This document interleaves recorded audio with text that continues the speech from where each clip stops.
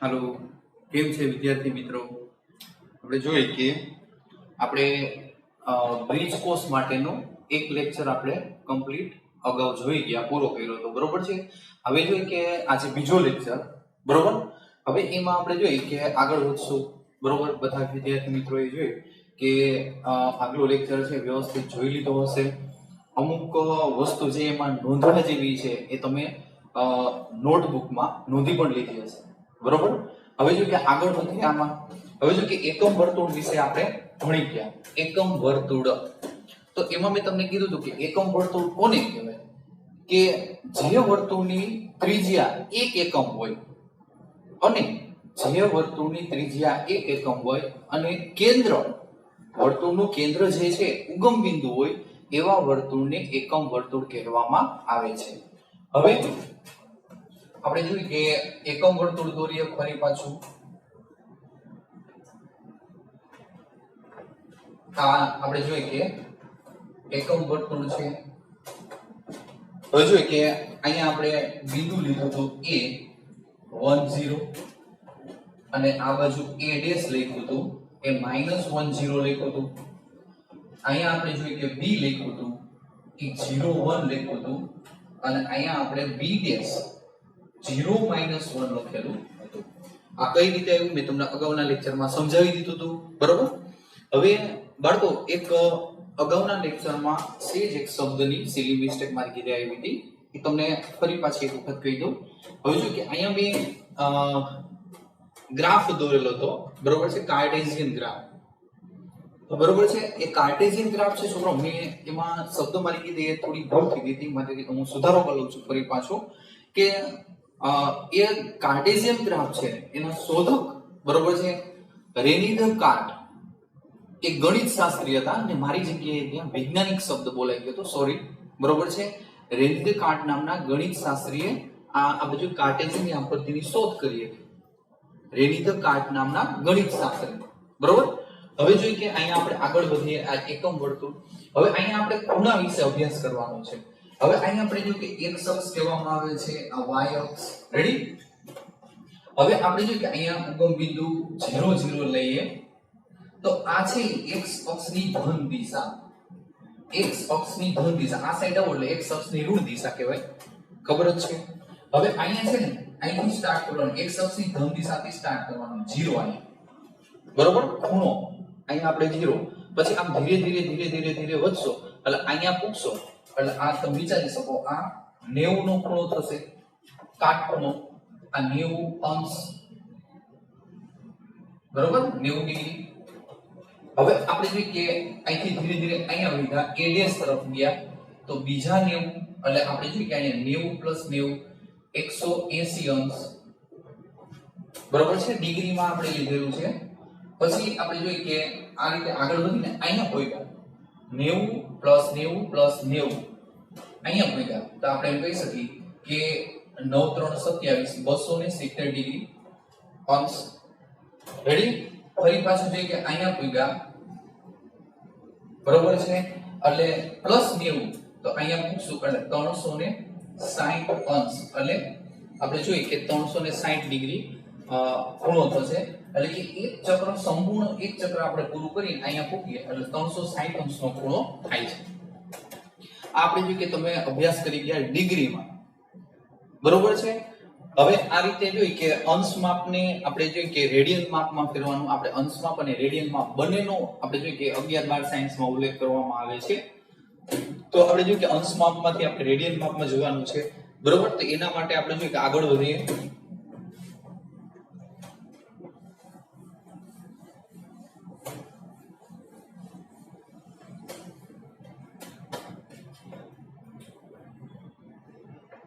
આપણે જોઈએ કે અંશ મૂલ્ય બરાબર રેડિયન મૂલ્ય ગુણ્યા 180/5. જો અંશ મૂલ્ય બરાબર રેડિયન મૂલ્ય ગુણ્યા 180/5, એટલે કે રેડિયન મૂલ્યને આપણે અંશ મૂલ્યમાં ફેરવવાનું છે, બરોબર. હવે એ જ રીતે બીજું સૂત્ર છે, તો અહીંયા નીચે સમય નથી તો સહેજ હું નીચે લખું છું. રેડિયન મૂલ્ય શોધવું હોય તો અંશ મૂલ્ય ગુણ્યા પાઈના છેદમાં 180 અંશ. પાઈના છેદમાં 180 અને આના કરતા થોડું ઉલટું. બરોબર છે? જો આપણે રેડિયન મૂલ્યને અંશમાં ફેરવવું હોય તો 180 ના છેદમાં પાઈ વડે ગુણવાનું, અને એ જ રીતે અંશ મૂલ્યને આપણે રેડિયન મૂલ્યમાં ફેરવવું હોય તો પાઈના છેદમાં 180 વડે ગુણવાના. બરોબર? હવે આપણે જોઈએ કે આમાં આપણે જો અંશ મૂલ્ય જોયા હતા અને એને આપણે રેડિયન મૂલ્યમાં ફેરવીએ તો છોકરાઓ જો આપણે જે અંશ રેડિયન મૂલ્યમાં ફેરવવા છે તો અહીંયા આપણે બાળકો આપણે જે એકમ વર્તુળ દોર્યું હતું અહીંયા ફરી પાછું નાનું આપણે દોરી લઈએ એટલે તમને ખબર પડે.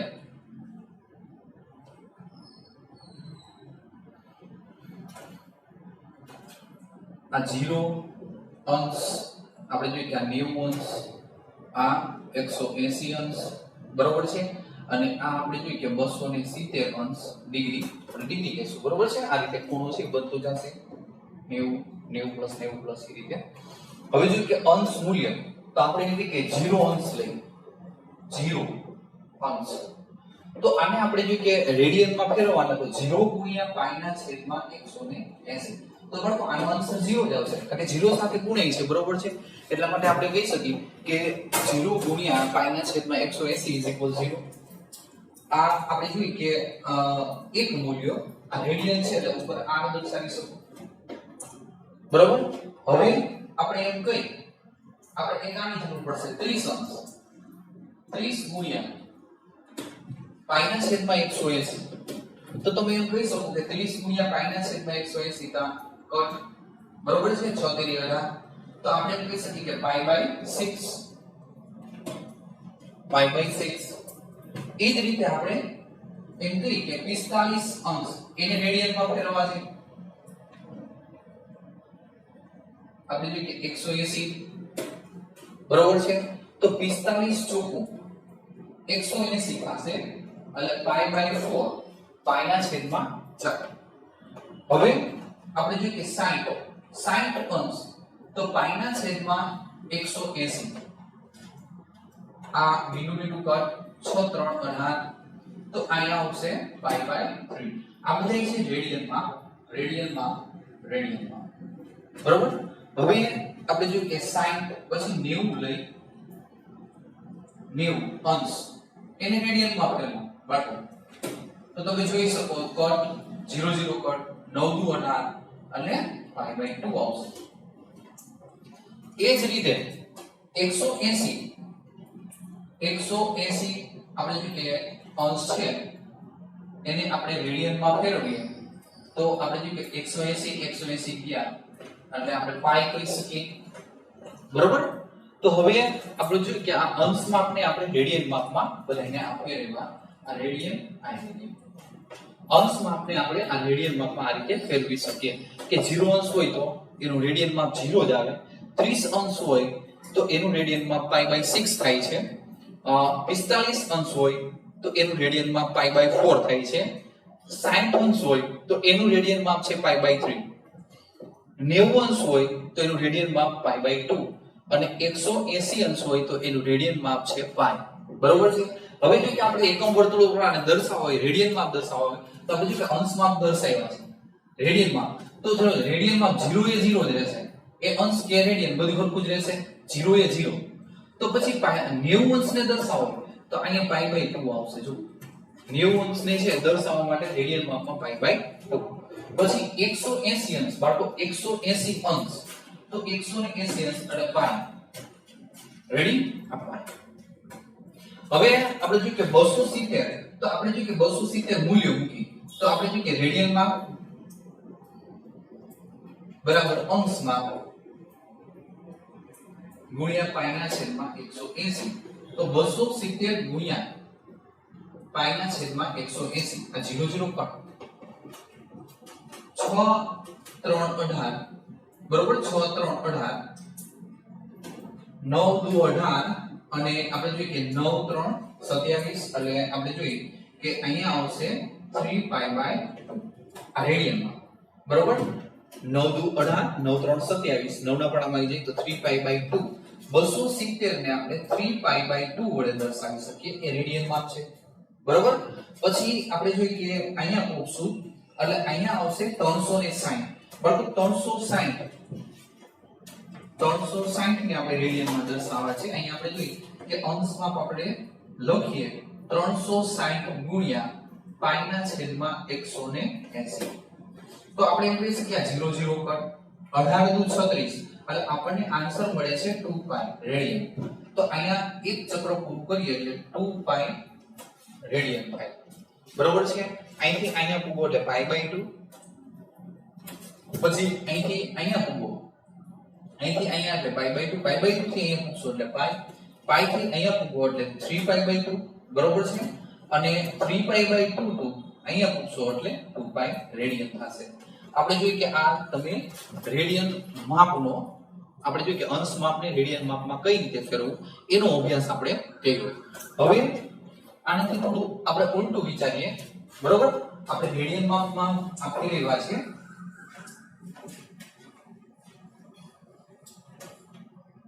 આ જ વસ્તુને આપણે રેડિયન ને છે ને અંશ માપમાં લઈએ. રેડિયન ને આપણે અંશ માપમાં લઈએ. અંશ મૂલ્ય બરાબર રેડિયન મૂલ્ય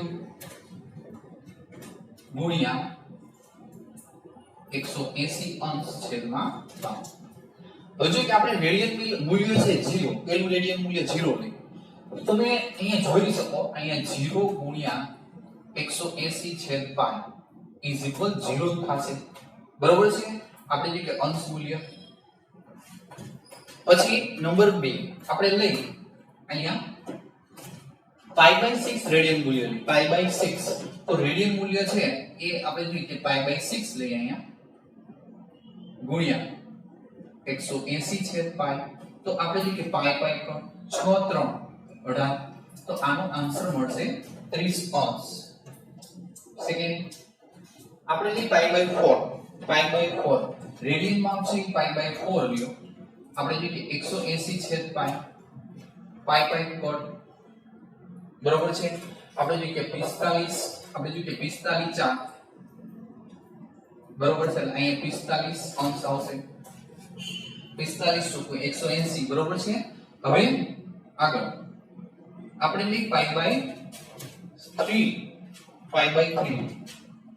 અને આપણે જોઈએ કે 180 છેદ પાઈ. તો તમે જોઈ શકો આ π/4 6 તેરી 18 એટલે અહીંયા આવશે 60 અંશ. એના પછી આપણે લઈ π/2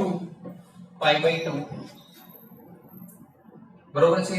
તો 180 છેદ પાઈ આ π/4 9 દુ 18 એટલે 90 થશે અહીંયા. બરોબર. એટલે અહીંયા 90 અંશ. બરોબર. તો હવે એની આગળ છે 180 સોરી પાઈ રેડિયન. બરોબર છે. પાઈ રેડિયન લઈ પાઈ ગુણ્યા 180 છેદ પાઈ. તો આપણે જોઈએ કે એનું અંશ માપ થશે 180 અંશ. પાઈ રેડિયન હોય તો એનું અંશ માપ 180 અંશ.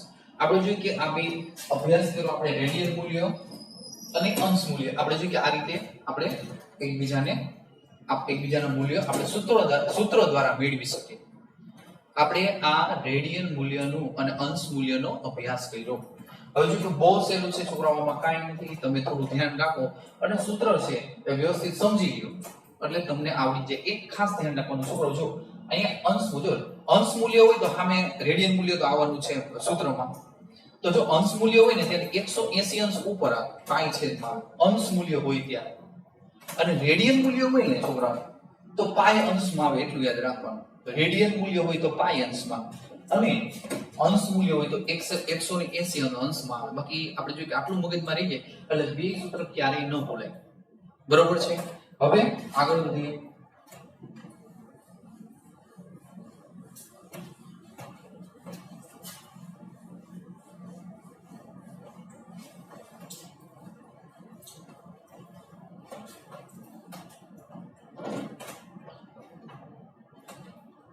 આપણે જોઈએ કે ટેબલ અથવા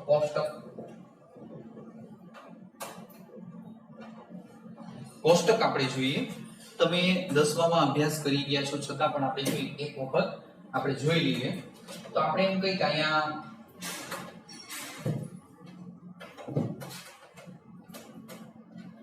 આપણે જોઈએ કે 0 અંશ 0 પછી 30 અંશ 30 પછી 45 અંશ 60 અંશ 90 અંશ બરોબર છે આપણે જોઈએ કે 0 30 45 60 અને 90 અંશ આપણે જોઈએ કે અહીંયા સુધી લઈએ આપણે અહીંયા આપણે જોઈએ કે આને રેડિયન માપ લેવું હોય તો 0 નું 0 જ રેડિયન માપ છે અહીંયા આપણે જોઈએ કે π/6 રેડિયન માપ થશે બરોબર છે રેડિયન માપને આપણે બ્રેકેટમાં દર્શાવીએ આનું થશે π/4 હમણાં આપણે જોયું આનું થશે π/3 અને આનું થશે π/2 બરોબર છે આપણે જે આ રેડિયન માપ છે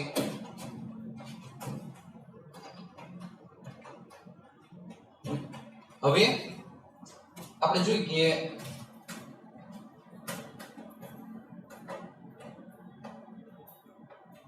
અહીંયા યાદ રાખવા માટે છોકરાઓ આપણે જોઈએ કે 0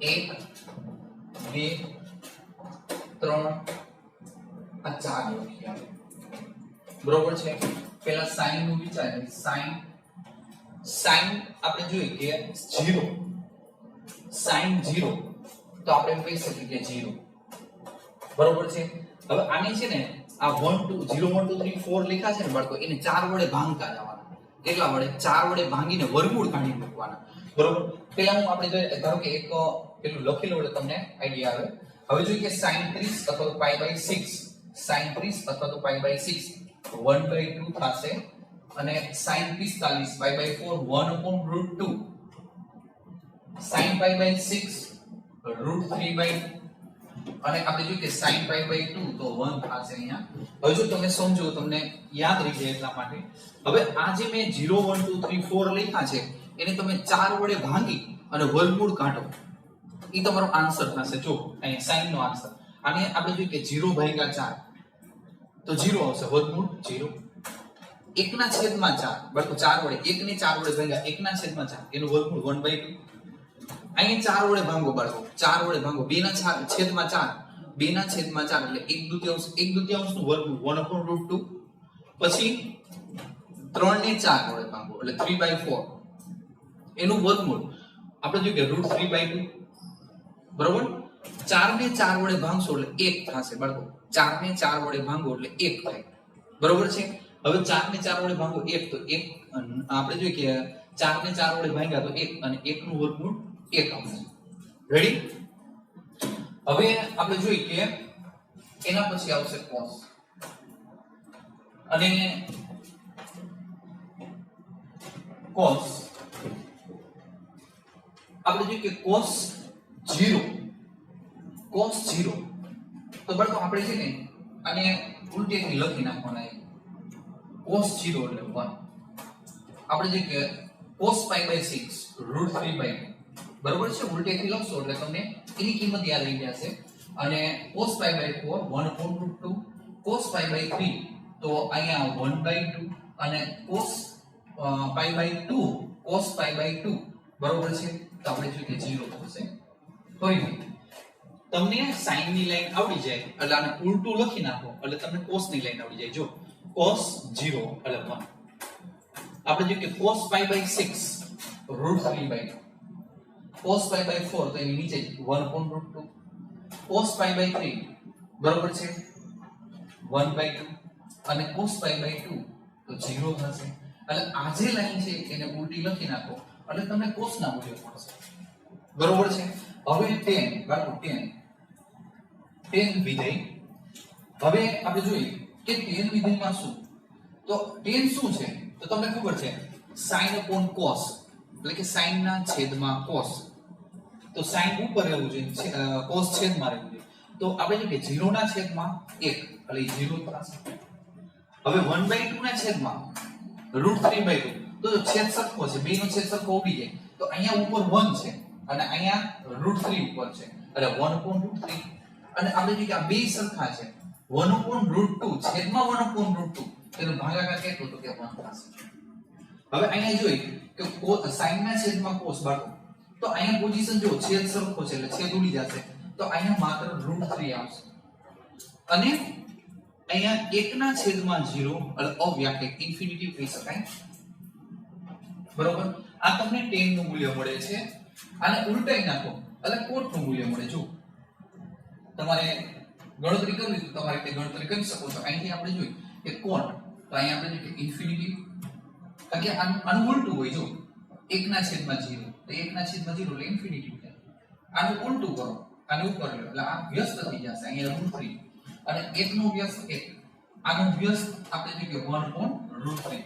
કોટ છે કે tan છે એ કોટ નું વ્યસ્ત છે, કોટ છે tan નું વ્યસ્ત, tan ના મૂલ્ય છે ને વ્યસ્ત કરી નાખો અને અહીંયા આપણે જોઈએ કે 0 આવશે. એટલે અહીંથી સ્ટાર્ટ ઇન્ફિનિટી √3 1 ના 1 1/√3 અહીંયા આવશે અને 0 છે. હવે આપણે લઈ sec, બરોબર છે, cos નું વ્યસ્ત sec. તો બાળકો અહીંયા 1 નું વ્યસ્ત 1 આવશે.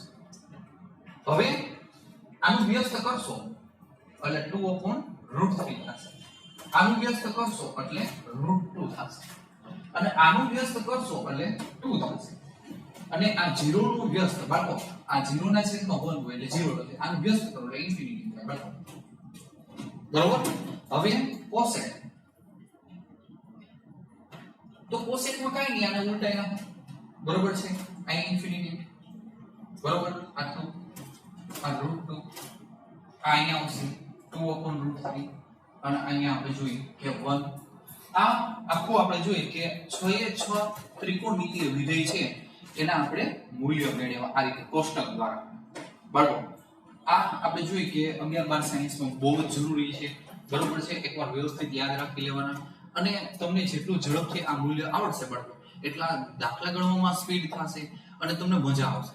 બરોબર છે, એટલે આપણે જોઈએ કે આ પાછું તમારે મેથ્સમાં જરૂરી છે, ફિઝિક્સમાં પણ તમારે આવશે. બરોબર, એટલે ખૂબ જ અગત્યનું ટેબલ કહી શકાય. હવે આપણે જોઈએ